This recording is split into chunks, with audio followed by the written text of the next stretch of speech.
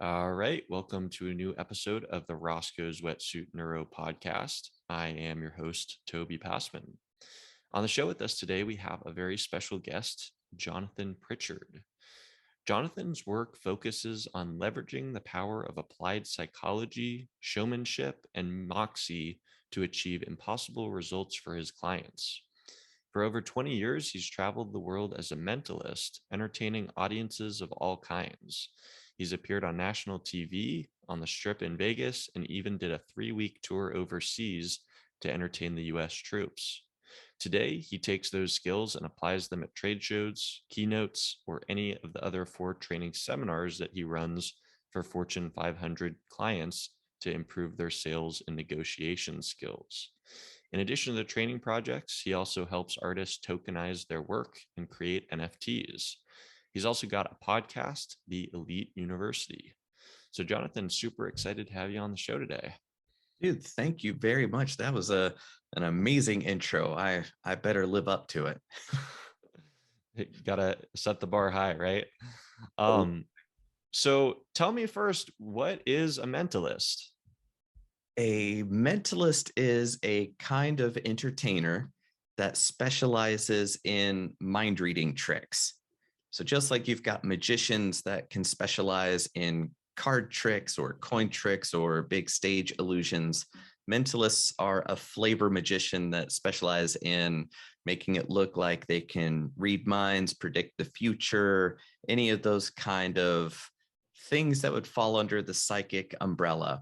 But I don't claim to have psychic skills. It's all like you said, applied psychology, showmanship, and moxie.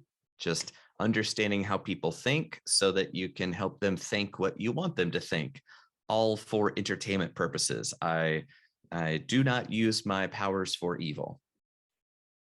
How did you originally even venture into this whole world?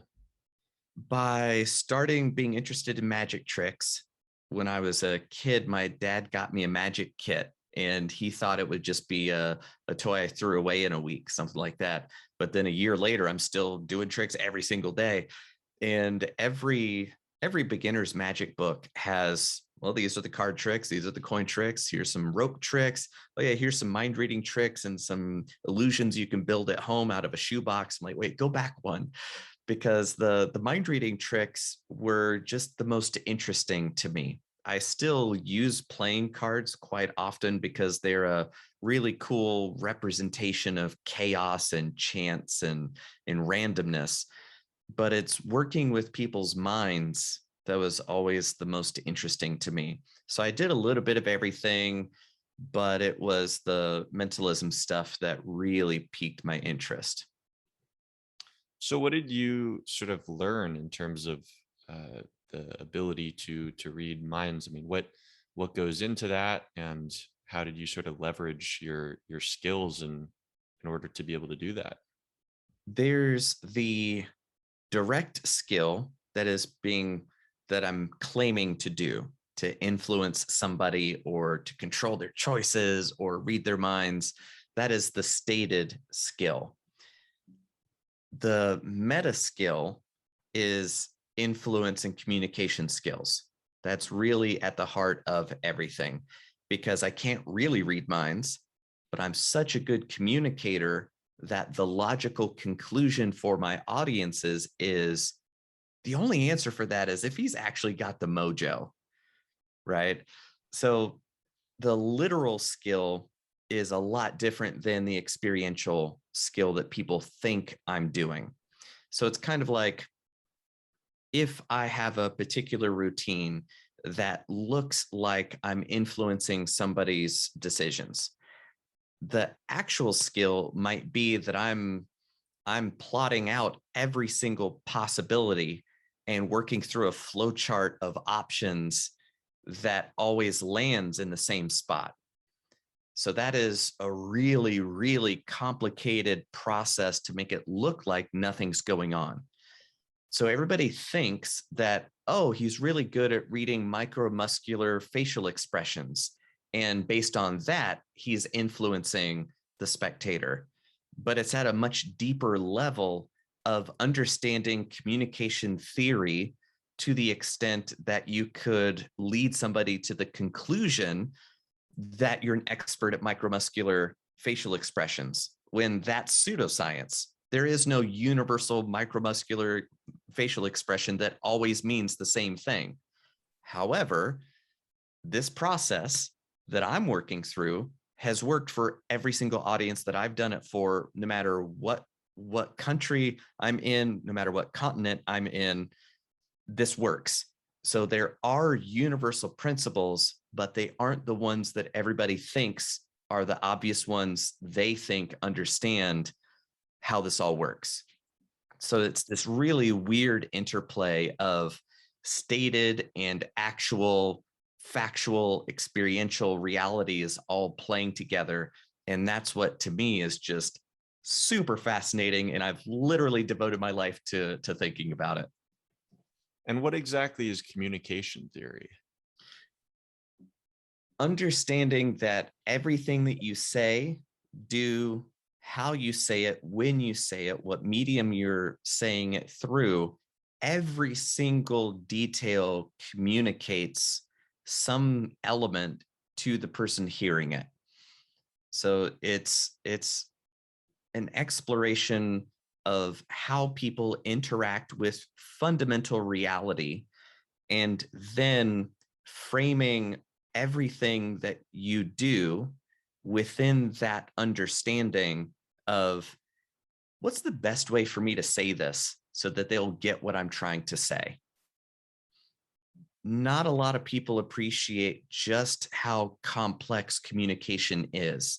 They focus on the words and ignore the medium. And sending a text message is a lot different than mailing something with a wax seal through FedEx, right? So the way that you deliver the message is just as important as the content or the words that you use. So it's really a big picture, really, really big picture. And word choice is such a small dimension of what communication is.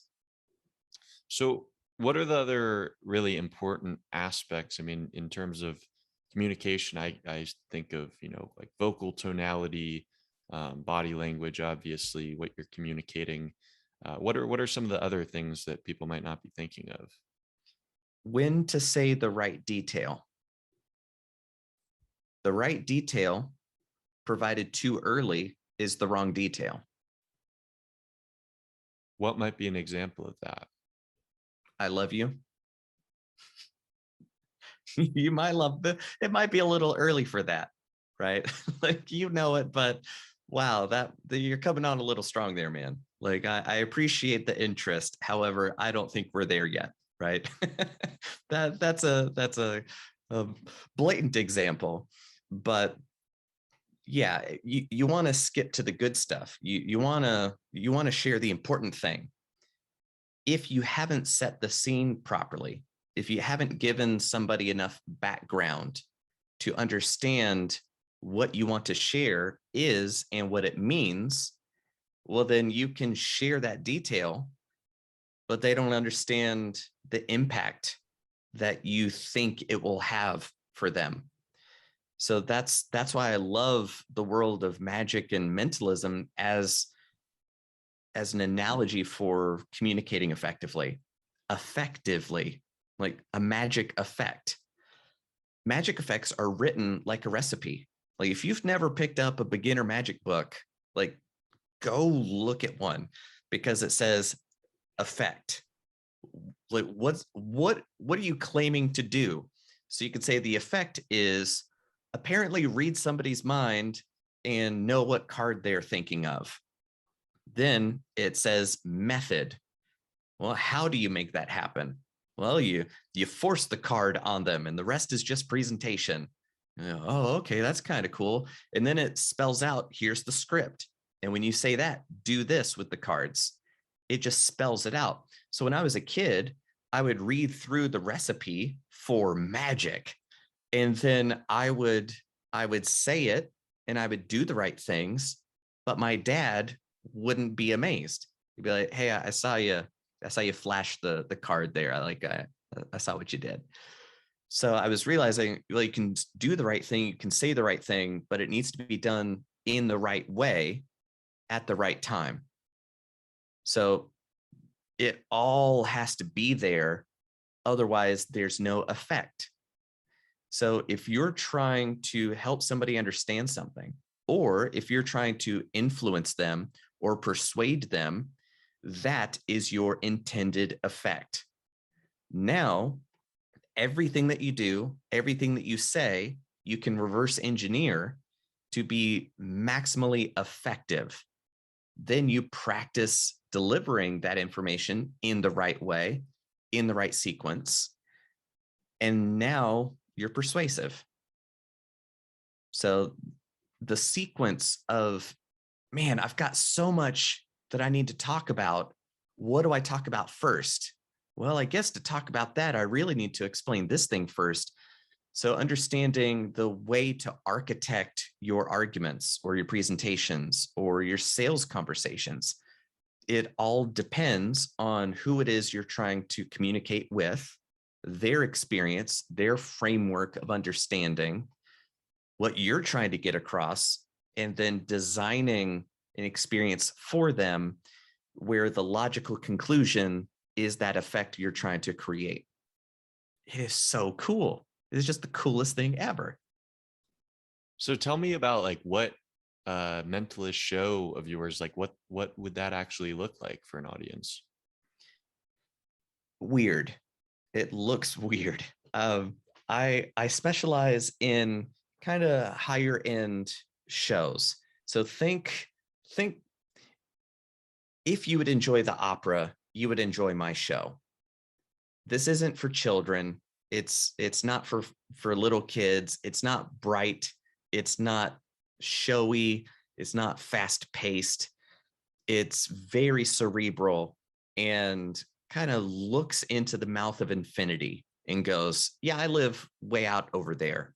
Right. So it kind of brings people up to the edge of what they know is real and then gives them just a little push beyond that. So it starts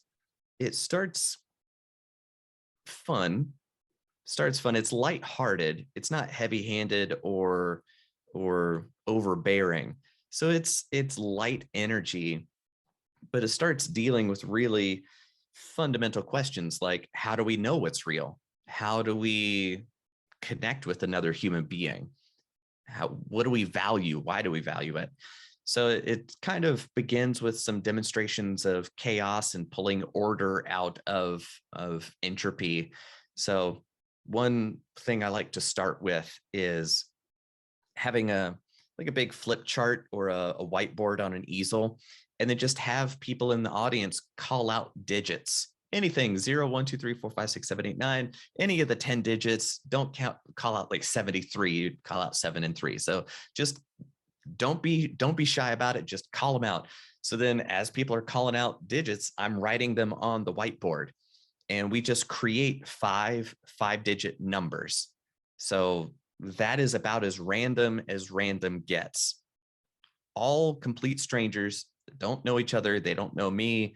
And I have a $10,000 challenge to anybody who can prove that I'm using paid actors or anybody who's just going along with it, right? Like, I don't do that, which is the only reason I have that challenge, is because I know nobody could take me up on it, right?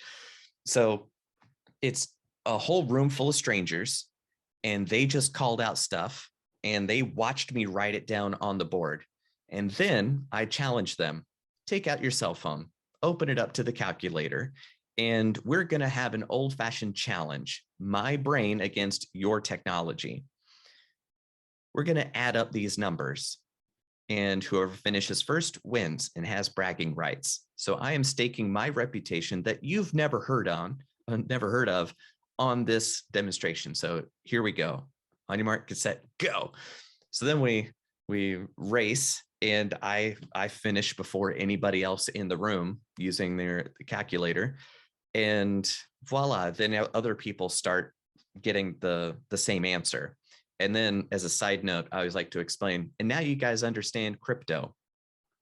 For those of you who really understand crypto, you appreciate why that's funny, because we just did distributed ledger keeping and competitive math. But anyway, moving on. And then I ask everybody, so this total, does it look familiar to you? And they're like, no, it's 210,000 813 or whatever, right? And got the comma there and everything. And then I go, see, the right answer, the right information can be staring you in the face, but if it's not presented in a context that you can appreciate, you can't see it. So let me try this out. And I add just 2 slashes, and suddenly everybody gets it, because 21 is the year, 08 is the month, and 13 is the day of the month, because this is August 13th, 2021 that we're doing this show or whatever. So those numbers called out at random by strangers create order that when you add it up equals today's date. And like, that shouldn't happen. That's impossible, but there it is. It's just staring you right in the face. So it's that kind of weird stuff that there's no apparent explanation for. That's where the show starts. And then it gets weirder from there. And what's the psychology behind that? Helping them understand that there's no way that could work. So there's a concept called the garden path, which is understanding based on the audience, where they're sitting, their experience. These are the things that they're going to think are the explanations for what they're about to experience. So then in my presentation, I need to open up little pathways down the garden path that will lead them astray. So you give them little nuggets that they think they're discovering, so that they feel that they're the one who figured this out, when really that was the opportunity you're putting in front of them, without them realizing that you're the one that's inviting them to go down that path. So now they're on a wild goose chase down the garden path, while the real experience is moving forward in real time. By the time that they realize it's a dead end and that couldn't possibly be it, reality has passed them by, and now they've got to catch up. There's no way for them to backtrack to then be present for the information that could have explained the physical method of how this whole thing actually happens. So it's a much bigger framework, because they're experiencing it within the context of this 70-minute show. But what they're experiencing is 30 years worth of practicing that's unfolding within 70 minutes. Good luck catching up to that. There's no way that you're coming back from that. So you're basically deliberately kind of leading people's attention, and I don't want to necessarily say manipulate, but influencing where people's attention is going, in order to then prevent them from being able to use that same attention to be paid to whatever it is that would go into actually figuring out whatever kind of trick you're playing on them. Is that exactly? In the magic world, that's called misdirection. And a lot of times people conceptualize that as, oh, you've got something tricky you don't want me to see, so you're just going to wave your hand over here to distract me from this thing that I could see and then find you out. And now that's just a big game where I'm competing against your wits. That's a way to appreciate it. The way I like to think about it is it's more a direction of attention and understanding what people are interested in. Now, all I have to do is to create an opportunity for their interest to direct them where they want to go. It just so happens to be that that's what I architected for them to experience. So now I'm not trying to shoo them away from anything. It's more like I've designed this whole experience to make this be the most fascinating, interesting thing that you couldn't possibly ignore if you wanted to. And you're going to feel like you're the clever one for figuring it out. So they're going to trust themselves more than anything I say. So I'm going to remove myself from the situation. No, man, no, it's all you, man. They're taking ownership of their attention, and that's why it doesn't feel like I'm doing anything. What do you hope that your audience takes away from your shows in terms of what they learn about psychology or communication? Appreciating how much their mind is already doing that they don't understand it's doing. Because most people have a fundamentally flawed understanding of what their mind is, what it does, or what it could do.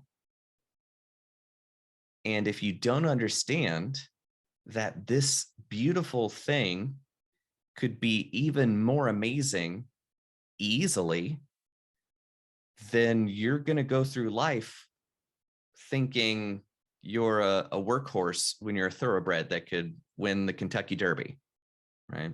So it's the whole goal, implicitly and explicitly, for the shows is to take an entertainment dynamic that kind of cracks open what they believe their limits to be.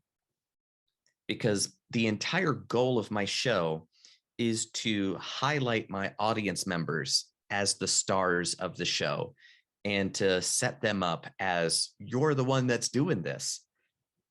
Ultimately, I see myself as a facilitator for those amazing demonstrations that my audience members are doing. That's a fundamental difference than, look how clever I am. I'm the smartest person in the room, and this is a challenge. So good luck, right? Like, that's not all that interesting to me from a theatrical perspective or from a philosophical perspective. So to begin the show with that kind of random number kind of a thing, I want to fulfill their expectations that, you know what, I'm paying good money to come see this guy because he's an expert and world class. And I want him to be that expert and rock star that I hope I get to see. So then you walk out and you check that box. But as soon as you fulfill that obligation, then you can do even cooler stuff. Like, what can you do that you're not even aware of? So that's what I want my entertainment audiences to leave thinking is, man, what am I wrong about? Like, what if I actually could learn to play banjo or speak Mandarin or do kung fu? Like, all those weird hobbies I've always wanted to do but never thought I could do. Maybe I've been holding myself back without any real reason. So the imagined reason and the real reason, there's no difference if it keeps you from doing what you want to be doing. And if I can free people up to at least try it and prove to themselves that they're wrong, I feel like I've made a difference in the world. And as I believe I mentioned in your bio, you run training seminars for Fortune 500 clients specifically to improve their sales and negotiation skills. So tell me about, how one of your demonstrations or shows what people are taking away that is improving those sales and negotiation skills. In a way, it's a lot like helping a sales team design their own show. Most people think that an entertainer is a big ego that is feeding on the audience's love and attention to become larger than life like this big old kaiju or something. Just like, I'm going to feed on the life energy of my audience. And okay, there are some people that are like that. And there are a lot of people who enjoy that kind of a thing. If I came to my show with that philosophy that I'm the big deal here, I'm the star, I'm Mr. Know-it-all, I'm just inviting hecklers, because there's going to be somebody in the audience that goes, he's not all that. He's not Mr. Know-it-all. You know what? I'm better than he is. Why is he on stage? And now we're in a battle of wits. A lot of sales teams think that they're the best thing since sliced bread. They're the rock star. They're the hot shot. I'm the guy that keeps the business afloat. I'm the one that bringing in the money. Without me, there's no business. Like, okay, that could be the case. But if you bring that energy to your client when they're just a prospect, good luck making your numbers, man. So if you completely change your philosophy of what sales is and your role in the sales conversation, from I'm the rock star, look how good I am, to how can I empower you to make your business better? Okay, lead, like, you've got problems. You need more leads. You need the phone ringing, and you've been trying for a year and haven't figured it out. So my job is to help you field more phone calls, right? Like, that's what you need. And then kind of like, what happens if the phone doesn't start ringing more in 6 months? Your business goes under, your family is struggling, you can't make payments. Like, there's some serious stakes involved, right? So my goal is to be a conduit to getting you those phone calls. So I understand your problem, and the solution is better marketing. And that's why our team has helped people in exactly your situation. So you know what? I'm your conduit to that success. Through me, you'll get everything you've ever wanted. And by helping him get everything he's ever wanted, then suddenly I'm getting paid my commission, right? So it's really cool, right? To help whole teams learn how to be that facilitator rather than the rock star. And the fundamental element that drives all of that is trust. Because as a mentalist, I'm a mind reader. Without a mind to read, I don't have a show. If I was telling the audience what I was thinking, that's a monologue. That's not a show. I'm working with perfect strangers, people I've never met before, and I'm bringing them up on stage in front of 1,000 people, the most terrifying dynamic for everybody on the planet.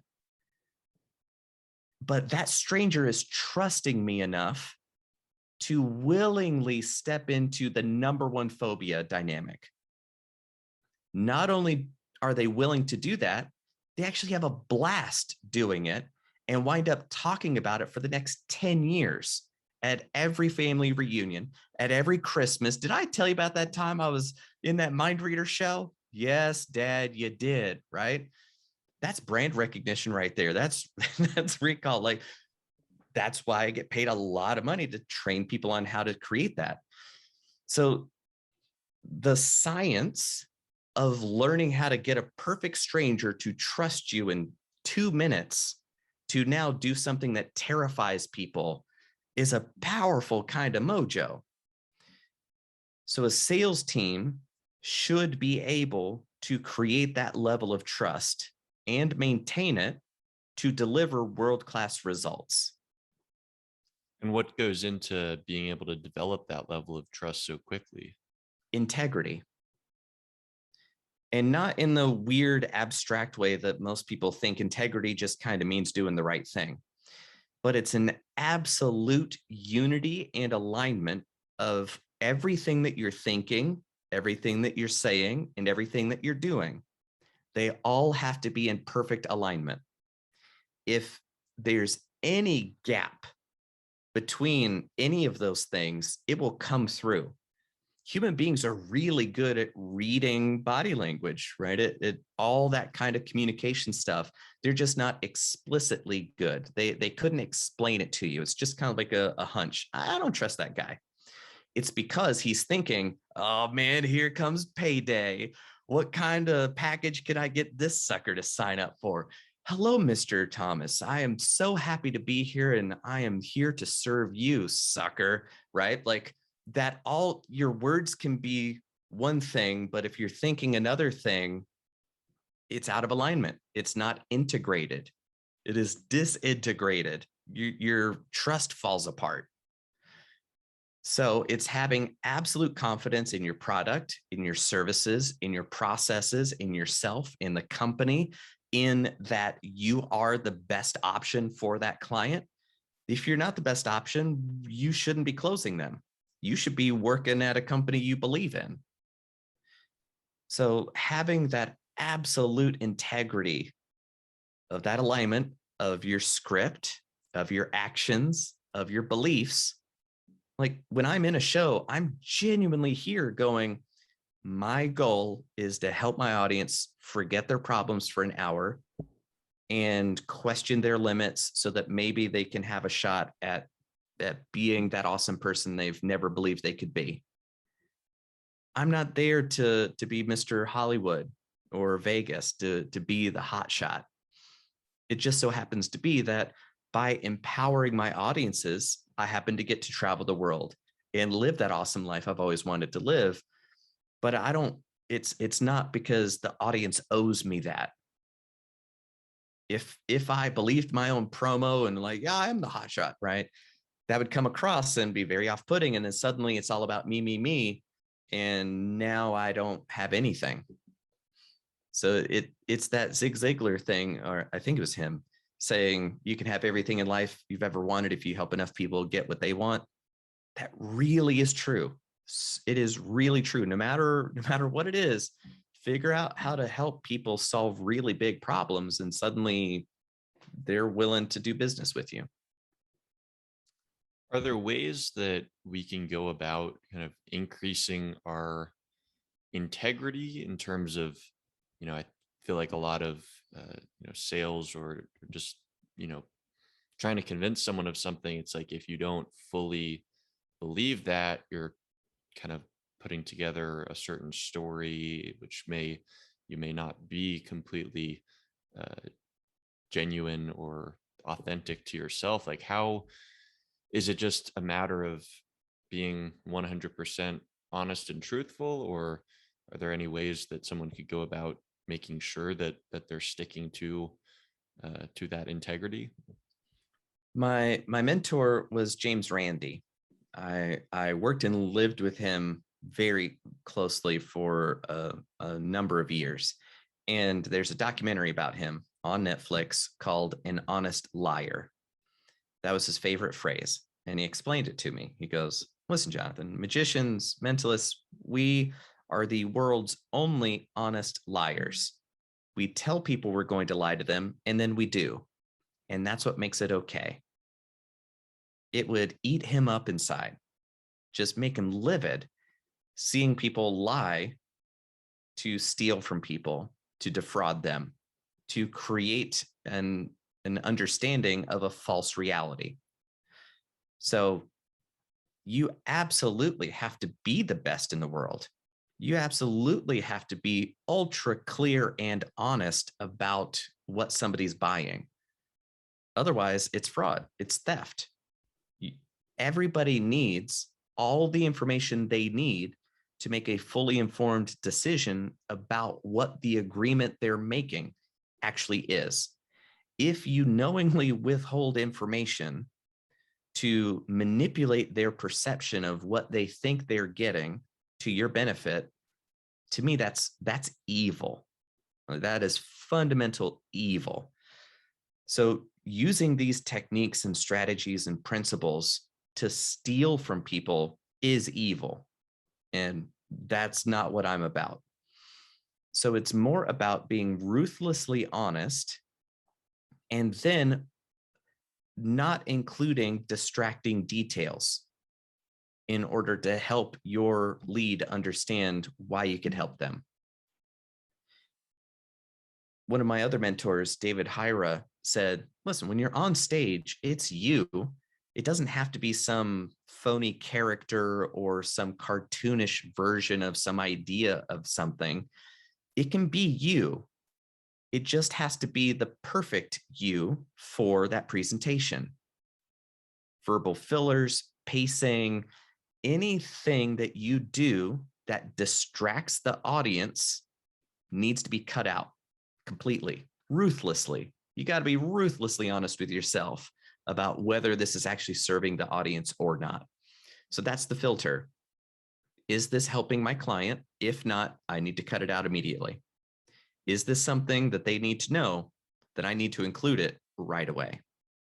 So that's kind of the filter of authenticity versus whatever. It's kind of like when you're on stage, when you're doing a presentation, it's you. You're the one doing it, but you don't need to talk about your marital problems. You don't need to talk about your gut is upset because you made some bad decisions at the buffet, right? Like there's such thing as too much information, right? So you don't need to be proactively over discussing details that aren't relevant, but to use that as an excuse to withhold important information to create a false understanding, that's not what we're about. And how does this work like translate? I feel like there's got to be plenty of applications just in terms of sort of interpersonal relationships outside the workplace, whether that be friendships or romantic relationships. Like, how do you see all of this stuff coming into play with that? That's to me, a really insightful question because I don't see any difference. It's just what's the value being exchanged? Every relationship, to be ethical in my book, needs to be voluntary.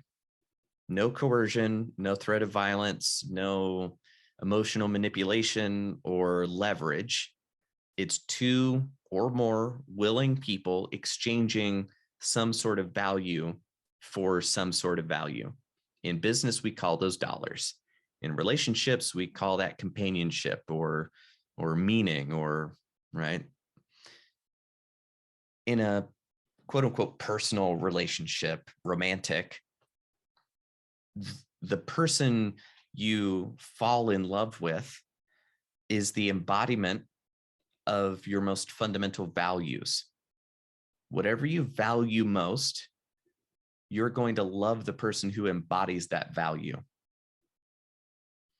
And you are willing to exchange time, effort, energy, ideas, conversations, all of your resources in exchange for connection to that value. Still an exchange of value for value. It's just not dollars for time, not dollars for expertise, but it's all still about integrity and connection and human relationships. Is it kind of seeking out other people in a way that just confirm our own beliefs, in the sense of, you're talking about people who share those same values? I mean, is it sort of seeing ourselves in other people? Is that what draws us to them, or is that not the best way to understand that? To me, that would be a low resolution version of love, which would be a projection framed love. If it's more of a, I see myself in you and I fall in love with you, that's kind of the narcissistic projection love. If it's the, you embody something I don't allow myself to experience myself, then that's a projection. And you're falling in love with that part of yourself you don't feel comfortable admitting or embodying. And it's usually because early on in your life, you learned that that's not a good thing to be doing for whatever reason. So you shove that part of yourself out of how you identify as a human. then when you see somebody who does embody that aspect of you fully, you're going, oh, wow, they're so amazing. I love them, because they are your conduit to experiencing your own self. So in a way, that's kind of like masturbation one step removed. That to me is not the same as I value freedom. I value reality and an understanding of what reality is, and a firm alignment to the law of cause and effect. Every single thing I do creates consequences, and to accept full responsibility for my actions and their consequences. Those are my fundamental values. I'm not going to love somebody who blames other people, who's constantly looking for an excuse, somebody who doesn't value life, somebody that doesn't value the time that they've been gifted by this universe that dreamt them up. I'm not going to love that person. They're not in alignment with my fundamental values. So it's more of, you tend to want to spend time with people who share your values and can celebrate them together. You're a whole person by yourself, but we are social creatures.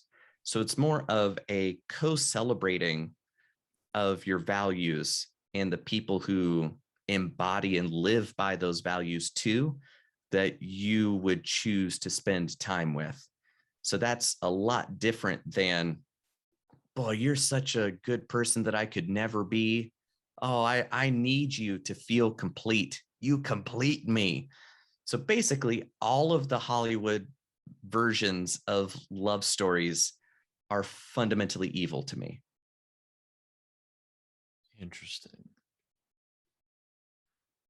What would you say as far as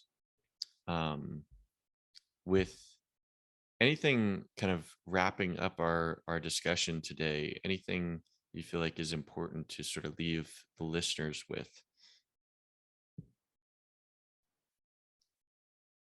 You're not just capable of more than you imagine, you're capable of more than you can imagine. And oftentimes it takes an outside perspective for somebody to question those limits you believe to be real, for you to understand that it's just a figment of your imagination that's been holding you back. That's a tough spot to be in, to realize that you just, quote unquote, wasted 15 years of your life. But, I'd rather you understand it while you're alive to do something about it before you're just an idea. Do you think that those sort of limits, is that something that's instilled upon us like by parents or society, or is it within that we're somehow at some point deciding that there are those limits that may not actually exist? Yes. I think a lot of it is your operating system. I think about a lot of this as an operating system. Most people are daily users. They can hunt and peck on the keyboard to send an email. Most people don't even know what keyboard shortcuts are to the programs that they use all day, every day.